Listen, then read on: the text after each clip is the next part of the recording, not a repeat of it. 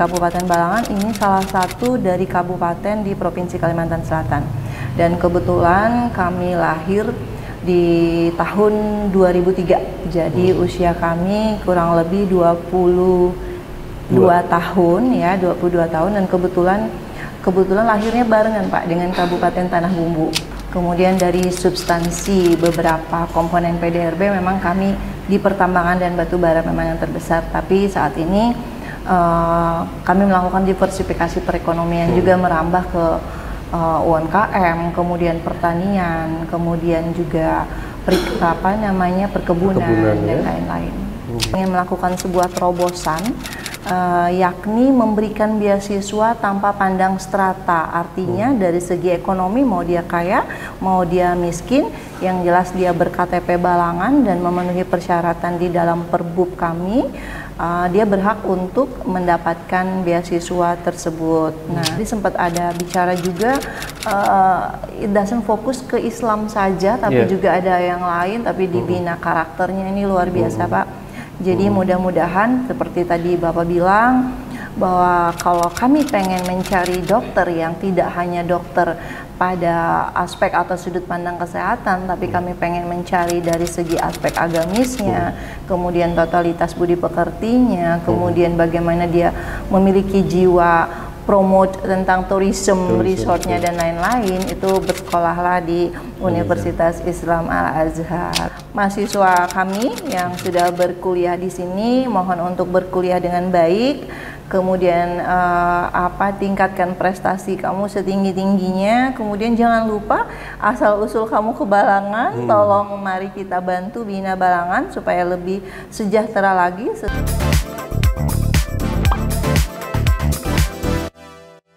Assalamualaikum warahmatullahi wabarakatuh.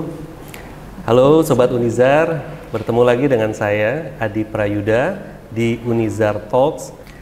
Di hari ini telah hadir seorang yang luar biasa, yang sangat penting bagi pemerintahan di Kabupaten Balangan, yaitu Asisten Bidang Pemerintahan dan Kesejahteraan Rakyat, Ibu Hajah Ernawati SSTP MM. Terima kasih Bu Ernawati, Bu Asisten telah hadir di Lombok, khususnya di Universitas Islam Al-Azhar.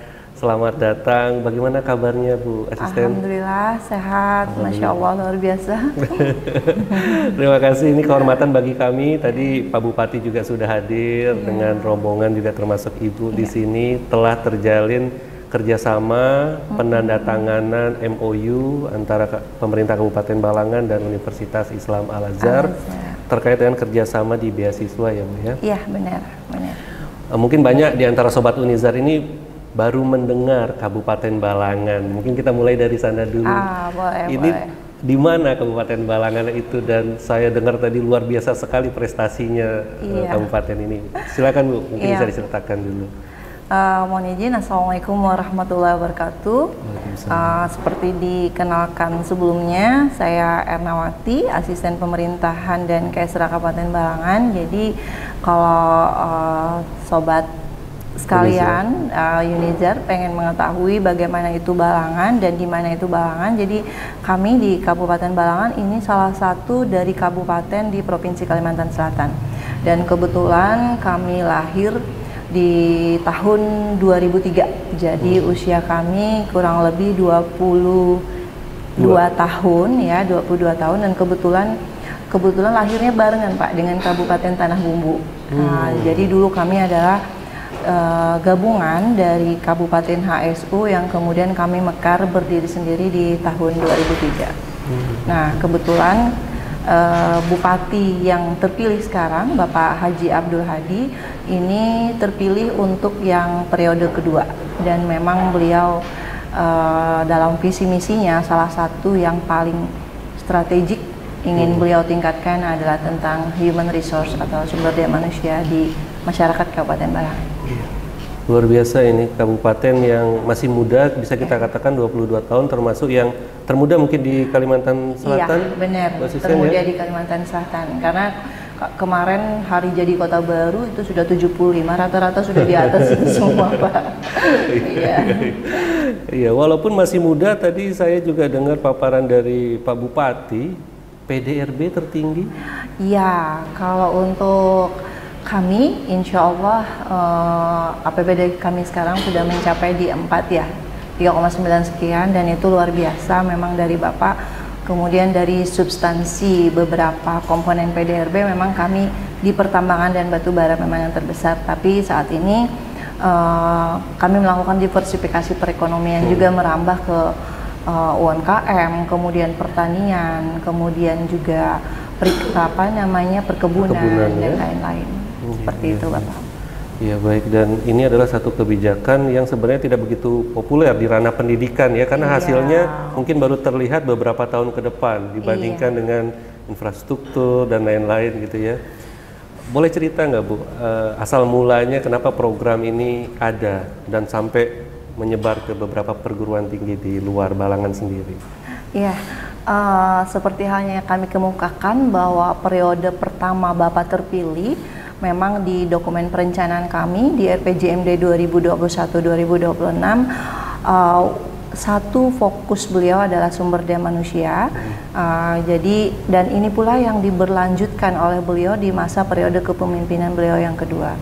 Jadi memang goal akhirnya adalah untuk peningkatan indeks pembangunan manusia Kabupaten Balangan yang ada beberapa indikator yang relate Pak, seperti angka pengangguran terbuka, kemudian kemiskinan, kemudian juga IPM dan sub indeks pendidikan, kemudian subindikator lain angka partisipasi kasar, kemudian angka partisipasi murni. Nah, kebetulan memang kalau konsep beasiswa yang umum yang terjadi itu kan pada dasarnya adalah untuk memberi bantuan pada yang tidak mampu, kemudian yang berprestasi. Nah, beliau ingin keluar dari jalur yang normal, jadi kita ingin melakukan sebuah terobosan, yakni memberikan beasiswa tanpa pandang strata, artinya dari segi ekonomi mau dia kaya, mau dia miskin, yang jelas dia ber-KTP Balangan dan memenuhi persyaratan di dalam perbub kami, dia berhak untuk mendapatkan beasiswa tersebut. Nah, seperti itu, baik mahasiswa baru maupun mahasiswa yang sudah berkuliah dengan target IPK-nya minimal 2,75. Jadi kalau dibilang modelnya adalah model bukan kita tadi ya disampaikan bahwa di dalam diskusi awal kita ada mau memilih universitas mana yang akan kita kerjasama. Jadi kita bukan tebang pilih, tapi kita malah dari akar atau review yang dari bawah, di mana mahasiswa Balangan berkuliah. Jadi kita melakukan pelacakan dulu, Bapak. Pelacakan dulu di mana, kemudian kita inventarisir, kita verifikasi, oh dia memang ber-KTP Balangan dan dia layak dapat bantuan. Lalu kita adakan MOU dengan metode bisa bersurat dari kampus kalau misalnya itu tidak terdata di kami, seperti itu, Bapak. Untuk saat ini sudah berapa mahasiswa Balangan yang ada di luar? Yang ada ya, jadi saat ini kalau yang keseluruhan ini ada di data kami kurang lebih 3.400 sekian, Pak. 3.400. Iya, Masya Allah. Jadi itu sudah kami lakukan pembayaran di tahun 2024 kemarin, karena memang dia dimulainya di semester kedua kemarin ya, Pak. Kami sudah lakukan pembayaran di 22 universitas. 22 universitas ya? Dan itu izin di sini ada sekitar 16 miliar lebih ya yang kami lakukan pembayaran. Luar biasa. Iya, Masya Allah. Ini sekarang ada di tahun 2024 ada 23 universitas. Nanti di tahun 2025 ini kita ada penambahan sekitar 13 dan yang sudah MOU dan sudah dalam tahap berproses. Salah satunya adalah Universitas Al-Azhar di Lombok, kemudian nanti ada 4 yang akan menyusul lagi, Bapak, di daerah Kalimantan Timur, seperti itu. Kemudian di Madiun kalau tidak salah. Madiun, Jawa Timur. Di kalau mau di prediksi sekarang berkisar di 42 universitas. Luar biasa ini. Padahal targetnya 1.000 ya, di MOU-nya 1.000 beasiswa begitu ya. Itu hanya nomenklatur. Nomenklatur ya. Jadi nomenklatur program 1.000 sarjana, tapi it means that minimize 1,000 ya, minimize. Ini udah 3 kali lipatnya dari dari nomenklatur 1000 sarjana. Wah, ini luar biasa. Kami juga bersyukur ada mahasiswa dari Balangan yang berkuliah di Fakultas Kedokteran Unizar. Mudah-mudahan IP-nya bisa meningkat terus sehingga bisa memperoleh beasiswa dari Balangan. Dan kami juga tentu berharap di tahun-tahun selanjutnya semakin banyak mahasiswa yang bisa berkuliah di Lombok, khususnya juga di Unizar. Iya, amin. Terima kasih atas program yang luar biasa ini, Bu Asisten dan juga jajaran pemerintah Kabupaten Balangan. Setelah mampir di sini, Bu melihat Unizar ini kesannya gimana, Bu? Iya, jujur karena sebenarnya kita memiliki kesamaan ya, kesamaan dari sisi Balangan itu sebenarnya salah satu kabupaten yang agamis ya Pak ya, agamis. Kemudian kalau ditelisik kok sampai ke Al-Azhar, saya sendiri berpendapat bahwa di samping mungkin juga Pak Bupati juga berpikir, oh ini Universitas Islam Mesir, makanya tadi sempat ada lontaran pertanyaan ini mirip branchnya Mesir atau gimana ya. Jadi kita ada kesamaan agamis, kemudian juga di sini ternyata ada konsep boarding ya bagi para mahasiswa ya yang di semester awal, luar biasa. Dan tadi sempat ada bicara juga it doesn't fokus ke Islam saja, tapi juga ada yang lain, tapi dibina karakternya, ini luar biasa Pak. Jadi mudah-mudahan seperti tadi Bapak bilang bahwa kalau kami pengen mencari dokter yang tidak hanya dokter pada aspek atau sudut pandang kesehatan, tapi kami pengen mencari dari segi aspek agamisnya, kemudian totalitas budi pekertinya, kemudian bagaimana dia memiliki jiwa promote tentang tourism resortnya dan lain-lain, itu bersekolahlah di Universitas Islam Al-Azhar. Terima kasih, udah dipromokan langsung sama Ibu Asisten. Betul sekali Bu Asisten, jadi memang salah satu kekuatan atau yang menjadi ciri khas kami di sini bahwa memang mahasiswa dan seluruh sivitas itu berwawasan kepariwisataan yang juga berlandaskan nilai Islam yang rahmatan lil alamin gitu. Jadi itu yang menjadi kekuatan kami. Kemudian tadi saya juga mendengar satu hal yang sangat luar biasa dilakukan khususnya terkait dengan tata kelola pemerintahan Bu Asisten. Ada perampingan. Ini tuh unik sekaligus menggelitik nih, kalau boleh dibagikan kira-kira kenapa itu bisa terjadi dari 33 OPD menjadi 22 kalau tidak salah ya. SKPD ya. Benar. Kenapa itu dilakukan dan tentu dampak setelah itu kan tidak main-main ini. Mungkin bisa dijelaskan sedikit. Iya benar. Emang kalau bicara frontal ya jelas frontal ya. Kalau dari 33 ke 22 kemana tuh 11-nya gitu. Jadi untuk korelasinya banyak. Pertama dari aspek kelembagaan dulu, karena satu hal yang kami lakukan adalah kami menginventarisir dulu Pak beberapa jabatan yang kosong di SOTK.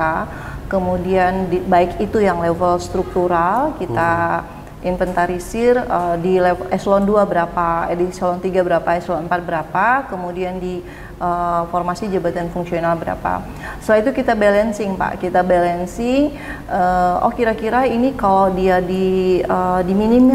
diminimaliskan jumlahnya tidak akan terdampak pada resiko akan adanya pegawai yang tidak ada pekerjaan enggak gitu kan, kita lakukan.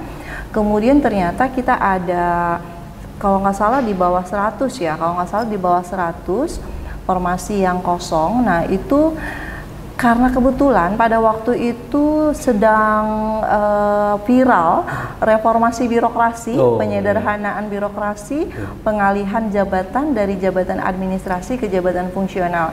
Jadi pada waktu itu kita data ada beberapa guru yang menduduki di jabatan struktural yang mungkin dia berdasarkan minat dan kemauan mereka sendiri. Waktu itu kita rapat, kita fokus group discussion, pendekatan. Ada yang berminat untuk kembali lagi ke jabatan fungsional. Kemudian ada juga yang beberapa jabatan fungsional lain seperti arsiparis. Oh, saya pengen lagi nih, gitu kan, boleh dia. Karena memang di Undang-Undang ASN juga diperkenankan sih untuk dari jabatan struktural ke jabatan fungsional. Untuk dia dimutasi sesuai dengan kebutuhan dan kondisi kerja di daerah berdasarkan ANJAP ABK. Tapi kalau di agama mungkin nggak boleh ya, murtad ya. Kalau di kita di pemerintahan sih depend on situation ya Pak. Yang pada dasarnya ke workload analysisnya, analisis beban kerja. Nah setelah itu kami juga melakukan pemetaan terhadap beberapa aset prasarana yang akhirnya bisa kami fungsikan Pak untuk beberapa kegiatan-kegiatan masyarakat seperti itu. Jadi ada yang salah satu kantor yang direlokasi itu bisa menjadi kegiatan sebelum panti anak yatim itu jadi bisa kita fungsikan seperti itu. Jadi lebih ke kegiatan masyarakatnya lah. Iya, dampaknya ya kembali lagi ya untuk masyarakat ya. Kemudian juga dengan adanya restrukturisasi itu kami berhasil di angka belanja pegawai hanya sekitar 17,8% Bapak. Iya, sehingga kami untuk pengajuan tunjangan kinerja atau TPP bagi ASN di daerah itu syarat mutlak kita tidak boleh lebih dari 30 dan Bapak Bupati memang menekankan banget we can survive in 20 saja gitu. Kita bertahan di 20 saja dulu. Jadi kita fokus ke belanja pembangunan, kemudian belanja pelayanan publik Bapak. Dan itu sudah sangat terbukti. Tapi izin kami konfirmasi sedikit bahwa ketika beliau memang fokus ke SDM tidak berarti infrastruktur tidak terpenuhi.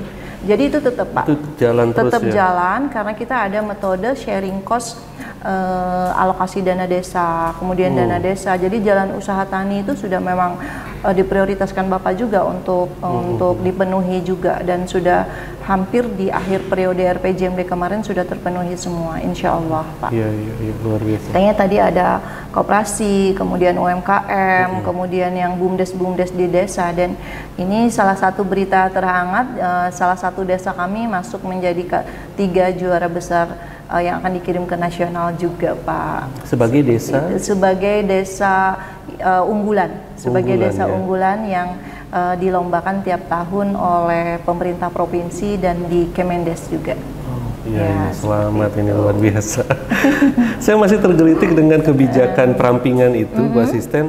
Apakah ketika program itu atau kebijakan itu diterapkan tidak mendapatkan resistensi dari berbagai pihak gitu? Oh iya, kalau resistensi pasti ada karena itu tidak bisa kita pungkiri karena bahkan juga ada BPK misalnya pada saat audit kepegawaian bertanya ini pegawainya kemana gitu kan, terus kita cuma tunjukin data ini ada peralihan dari struktural ke fungsional. Kemudian ada juga yang memang sudah memasuki batas usia pensiun Pak yang kami sebutkan tadi ya kan.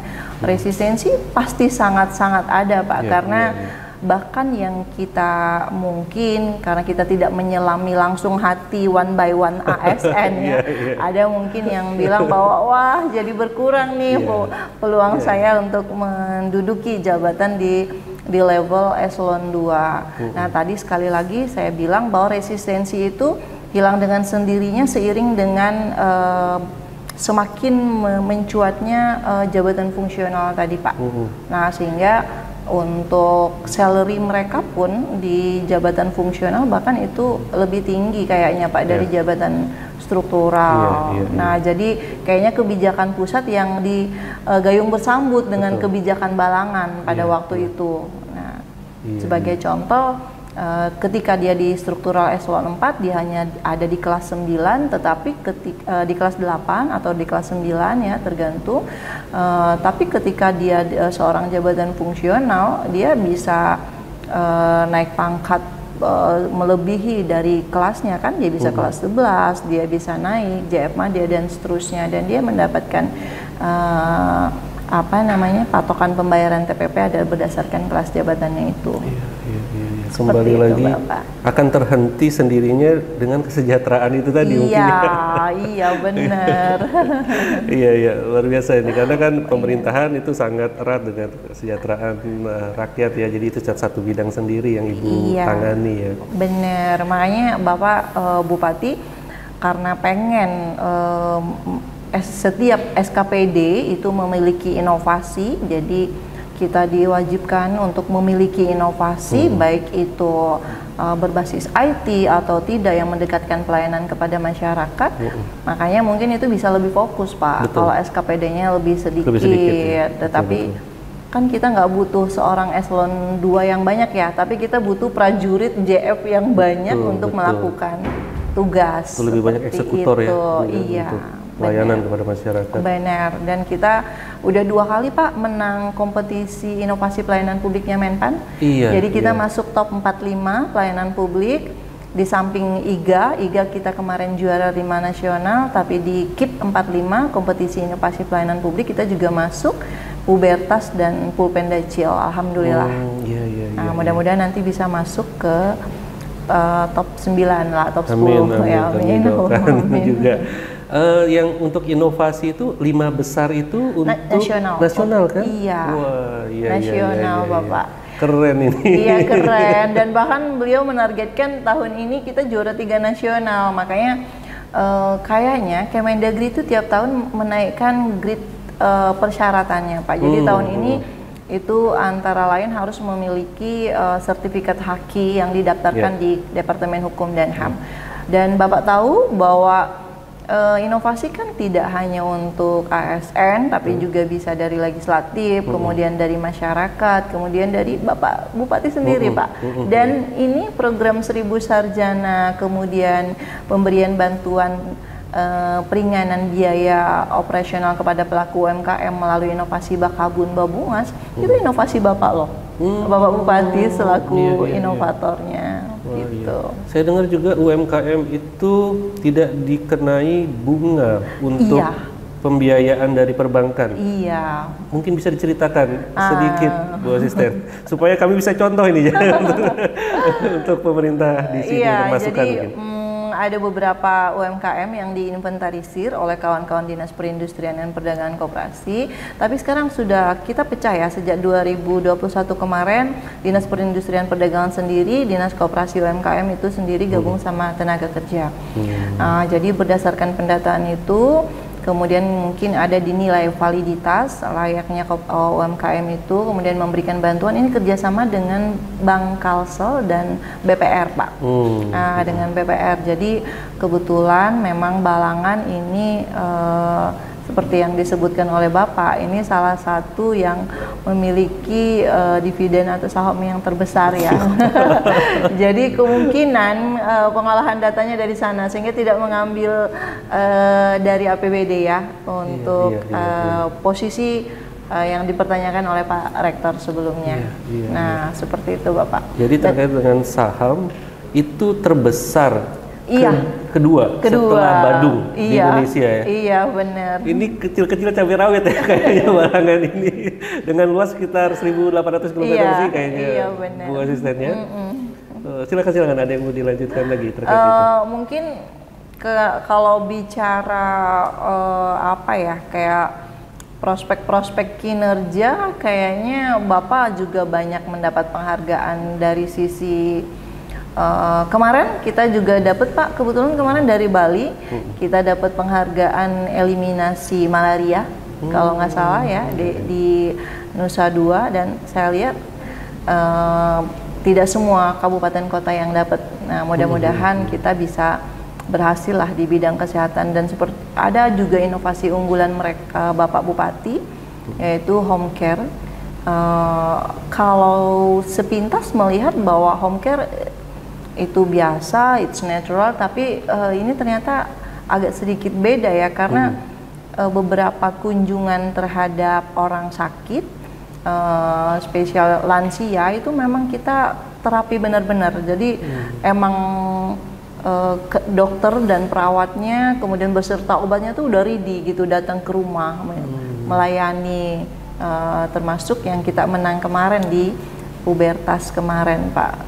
Nah itu jadi bahkan di Pubertas itu lokusnya itu memang terpencil, sehingga untuk menuju ke sana nggak bisa pakai mobil ya. Jadi kita harus jalan kaki, lumayan. Bahkan ada di sana stay kayak gubuk-gubuk desa gitu, para dokter stay di situ mungkin berapa hari untuk bisa melakukan pelayanan. Jadi totalitas Pak bekerja untuk Banua seperti itu.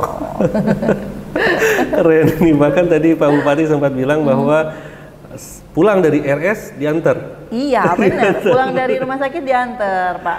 Kemudian dicek 3 hari udah sembuh atau Iya, belum? udah sembuh atau belum. Jadi benar, jadi bukan suami atau anak ya, bahkan ini pihak dari kesehatan sendiri. Makanya mudah-mudahan di kedokteran Islam Al-Azhar tambah, karena satu tadi nilai plusnya yang saya dengar bahwa saya kebetulan anak saya juga kedokteran Pak ya, sama jadi sudah masuk ke seminar proposal. Wah ternyata di sini ada nilai plus, yaitu religinya dapet, kemudian tentang ilmu kepariwisataannya dapet. Jadi mungkin kita bisa mudah-mudahan ya Pak, kedepannya banyak yang tertarik lagi untuk kuliah di sini, dan kami sangat welcome nanti kalau Universitas Islam Al-Azhar mau berkunjung ke kabupaten kami Bapak. Tentu, untuk terima kasih sosialisasi. kami usahakan untuk segera menindaklanjuti kerjasama ini. Semoga semakin banyak nanti masyarakat khususnya generasi muda di Balangan itu bisa menjadi orang yang punya kualitas untuk membangun daerah di Balangan. Amin, Allahumma. Luar biasa, ini pemerintahnya sangat support terkait dengan pendidikan, utamanya juga kesehatan, infrastruktur tetap jalan juga. Jadi kami juga berharap Balangan, walaupun mungkin banyak di antara kami ini baru dengar namanya Balangan, ternyata prestasinya sudah banyak yang nasional. Iya, sudah banyak yang nasional kita, alhamdulillah. Bahkan indeks pengelolaan keuangan daerah, kalau tadi saya tidak salah dengar, juga 5, nasional. iya, peringkat 5 nasional. nasional. Ya, ini sungguh prestasi yang harus kita sebarkan kepada banyak orang ini.